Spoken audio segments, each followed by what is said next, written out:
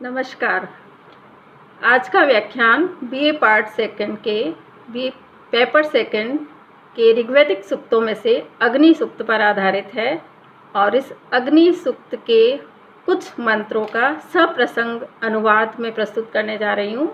इसके लिए हम डॉक्टर विश्वनाथ शर्मा की यह पुस्तक ऋक् सूक्तावली उपयोग में ले सकते हैं। अग्नि सूक्त इसमें उपलब्ध है। साथ ही डॉक्टर श्री कृष्ण ओझा की वैदिक सूक्त कुसुमांजलि में भी यह सूक्त आसानी से उपलब्ध है।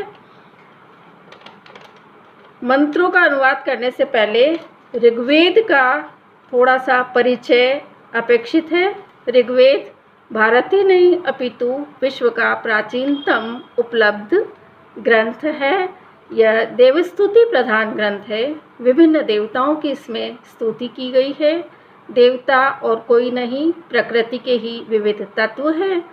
वैदिक ऋषि प्रकृति के जिन भी रूपों से प्रभावित हुए हैं उसे ही उन्होंने सर्वोच्च पद पर प्रतिष्ठित कर दिया, चाहे वो सूर्य हो, अग्नि हो, इंद्र हो, वरुण हो, रात्रि हो, चंद्र हो, आदि आदि। मंत्र की रचना ऋषियों द्वारा नहीं की गई है, अपितु ऋषियों को अपने अंतः चक्षुओं के द्वारा उनका साक्षात्कार हुआ था। इसीलिए कहा गया है ऋषयः मंत्रद्रष्टारः न तु कर्तारः। ऋग्वेद में 10 मंडल है और ऋग्वेद के प्रथम मंडल के प्रथम अग्नि सूक्त को ही मैंने लिया है। अग्नि सूक्त इसलिए भी महत्वपूर्ण है और ऋग्वेद के प्रथम मंडल के प्रथम स्थान पर इसे रखा गया है, क्योंकि ऋग्वेद में इंद्र के बाद अग्नि का ही अत्यधिक महत्व रहा है। अग्नि ही वैदिक आर्यों के धार्मिक कार्यों को संपन्न करने का एकमात्र माध्यम रहा है। देवताओं को हवि अर्पित करने और उन्हें यज्ञ में आमंत्रित करने का एकमात्र साधन अग्नि ही था।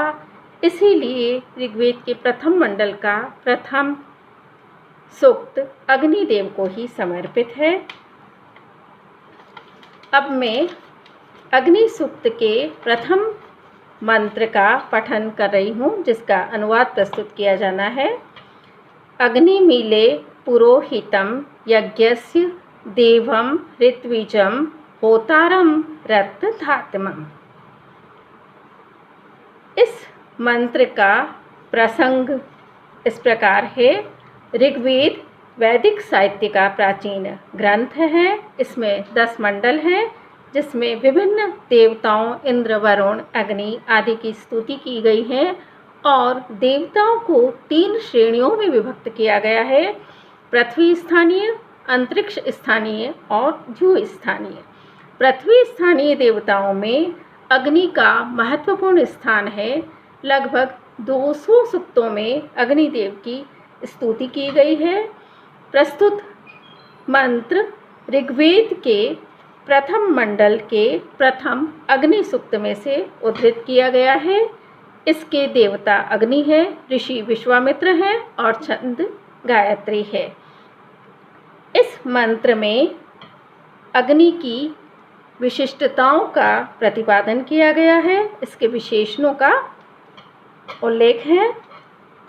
अब मैं अन्वय के साथ एक एक शब्द का अर्थ बता रही हूँ। यज्ञस्य, यज्ञ के, पुरोहितम, पुरोहित, देवम, देवता, ऋत्विजम, ऋत्विक, होतारम, होता, रत्नधातमम, रत्नों को धारण करने वाले, अग्निम, अग्नि देवता की इले स्तुति करता हूँ। अब अनुवाद प्रस्तुत है।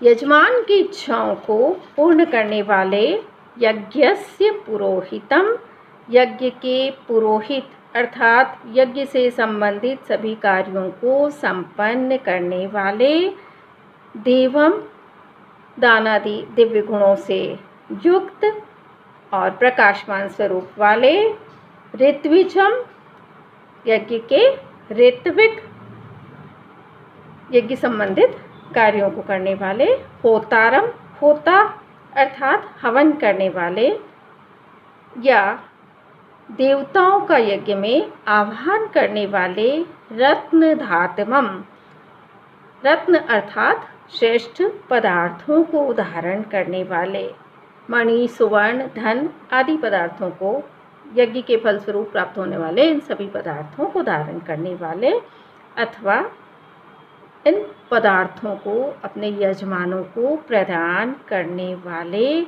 अग्निम ईदे अग्नि देवता की मैं ऋषि विश्वामित्र स्तुति करता हूँ। यह अनुवाद हुआ। अब अग्नि देवता से संबंधित जो विशेषण हैं उसके संबंध में कुछ टिप्पणियाँ प्रस्तुत हैं। स्वयं सर्वप्रथम तो अग्नि शब्द जो है वो अघि धातु से नी प्रत्यय करके बना है। 3 अर्थ इसके हैं, 3 अभिप्राय हैं। ये गतिशील है, सब और गति करता है ज्वालाओं के माध्यम से, जलाने वाला है, दाहक है और सबको सद्मार्ग पर ले जाने वाला है। यहाँ अग्नि सूक्त में अग्नि शब्द से तात्पर्य यज्ञ में प्रयुक्त होने वाली अग्नि से लिया गया है। पुरोहित से तात्पर्य है यज्ञ में सबसे आगे स्थापित होने वाला, यज्ञ कार्यों को संपन्न करने वाला।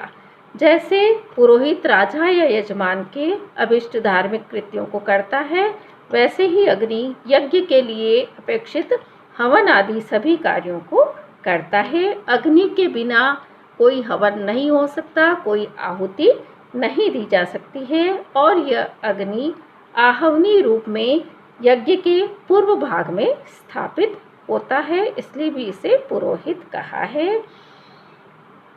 अग्नि को देव कहा गया है। महर्षि यास्क ने देव शब्द की व्युत्पत्ति दी है। देवो दानाद द्योतनाद दीपनाद वा, अर्थात जो दानशील है, जो अपने भक्तों और उपासकों को स्वर्ण आदि वस्तुएं प्रदान करता है और जो द्योतनशील और प्रकाशमान स्वरूप वाला है। ऐसे ही होतारम के भी 2 अर्थ किए गए हैं। वेई और हु धातु से चिच प्रत्यय करके औत्री शब्द बनता है। पहला है हवन करने वाला और दूसरा देवताओं का यज्ञ में आह्वान करने वाला। कोई भी हवन या आहुति अग्नि के बिना नहीं हो सकती और बिना आहुति के देवताओं को यज्ञ में नहीं बुलाया जा सकता है। इस रूप में अग्नि होता है। रत्न धातमम के भी 2 अर्थ किए गए हैं। एक तो श्रेष्ठ पदार्थों को धारण करने वाला और दूसरा पदार्थों को देने वाला। धा धातु के दोनों ही अर्थ है, धारण करने वाला और देने वाला। तो यज्ञ के फलस्वरूप विविध पदार्थों को यह अग्नि अपने में समाहित करता है और दूसरा यजमान भक्त या उपासकों के द्वारा अर्चना पूजा और स्तुति किए जाने पर प्रसन्न होकर उन्हें धन अन्न पुत्र पौत्र आदि प्रदान करता है, उन्हें समृद्ध करता है। इस मंत्र में ईले शब्द में वैदिक संस्कृत भाषा की एक विशेषता दृष्टिगोचर होती है। 2 स्वरों के बीच में जब ड का प्रयोग होता है तो वह ड ल में बदल जाता है और ल वैदिक ध्वनि है।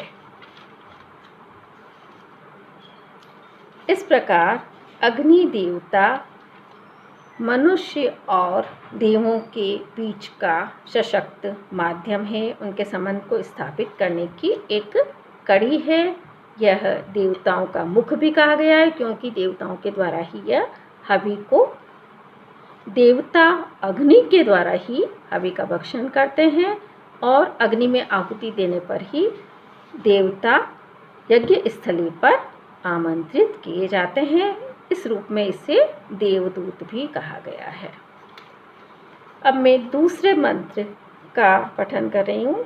अग्निः पूर्वेभिः ऋषिभिः ईड्यो नूतनैः उत स देवान एह वक्ष्यति।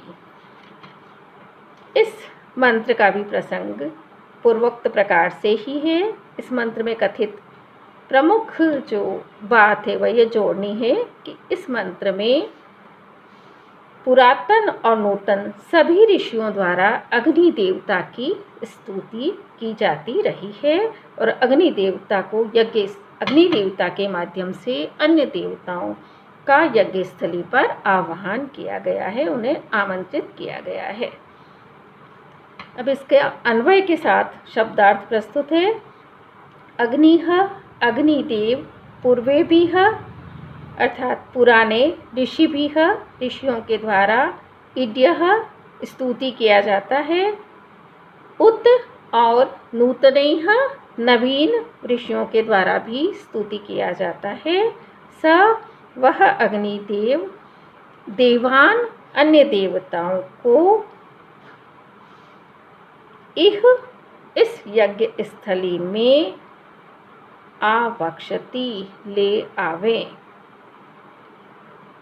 अब इस मंत्र का अनुवाद इस प्रकार है। अग्निः अग्नि देवता अर्थात यजमान आदि के द्वारा स्तुति किया जाता हुआ जो अग्निदेव है वह पूर्वेभिः ऋषिभिः प्राचीन रघु और अंगिरा ऋषियों के द्वारा इड्यः स्तुति किया जाता है। उत और नूतनैः नवीन विश्वामित्र आदि हम ऋषियों के द्वारा भी इड्यः स्तुति किया जाता है। स वह अग्निदेव इह यहाँ अर्थात यज्ञ स्थली में देवान अन्य देवताओं को आवक्षति लेकर आवे। अग्नि देवता से संबंधित इस मंत्र की टिप्पणियाँ इस प्रकार है। अग्नि देवता का त्रैकालिक महत्व है, तीनों कालों में इसका अत्यंत महत्व है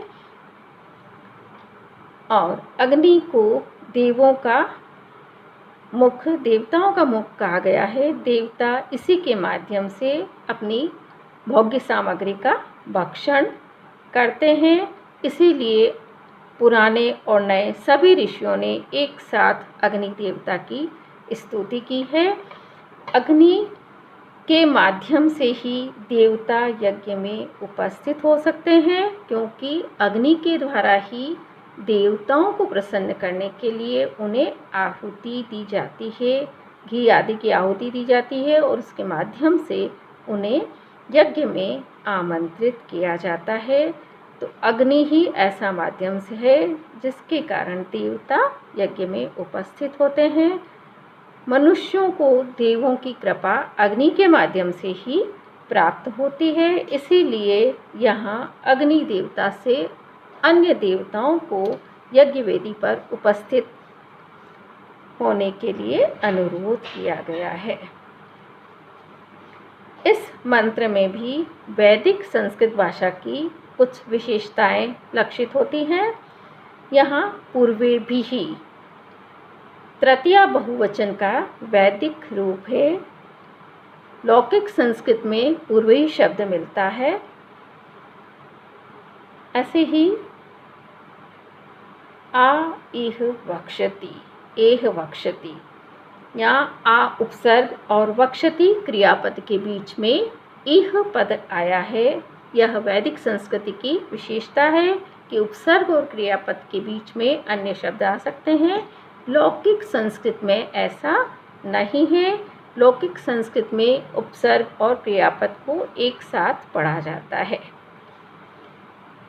यहाँ ऋषि शब्द आया है। महर्षि यास्क ने ऋषि शब्द की व्युत्पत्ति दी है ऋषि दर्शनात्, जो सूक्ष्म तत्वों को देखता है, सूक्ष्म तत्वों का दृष्टा है, इसलिए ऋषि को मंत्र दृष्टा कहा है।